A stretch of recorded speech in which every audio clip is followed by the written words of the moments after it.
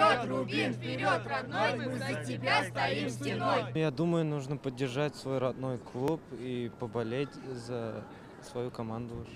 Спасибо большое.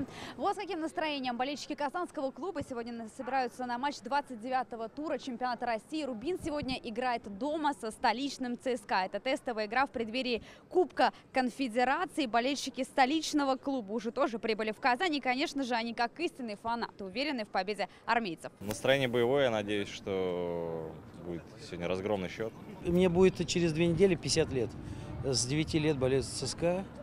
Вот. Это у меня сейчас 65-й выезд. ЦСКА всегда будет первым. Очередь с раннего утра выстроилась на улице Баумана в центре выдачи паспортов болельщиков. Фанаты обеих команд получают документ. Он дает возможность бесплатно попасть на матч.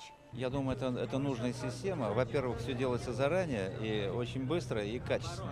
За безопасностью здесь следят стражи порядка. Только на Баумана их более 20 человек. Оцеплен на сегодня с утра и территорию самого стадиона «Казань-Арена». Машины сюда не пускают. Повсюду стоят вот такие вот ограждения. Ограничено движение также на нескольких улицах Казани. Подробный список вы сейчас видите на своих экранах. Безопасность сегодня в Казани обеспечивают 2500 сотрудников полиции, в том числе это военнослужащие Росгвардии. Известно, что без нарушений не обошлось. В настоящее время на 17 часов 3 футбольных болельщиков московского клуба задержаны за публичную демонстрацию нацистской атрибутики. Предусматривает наказание от 1000 рублей штрафа до 15 суток административного ареста. Ровно месяц остается до старта Кубка Конфедерации. Сегодня на тестовом матче Казань должна показать свою готовность к проведению игр и обеспечению безопасности на территории стадиона и всего города. Ожидается прибытие порядка 3000 болельщиков. Адель Коломиц, Александр Лобанов, ТНВ,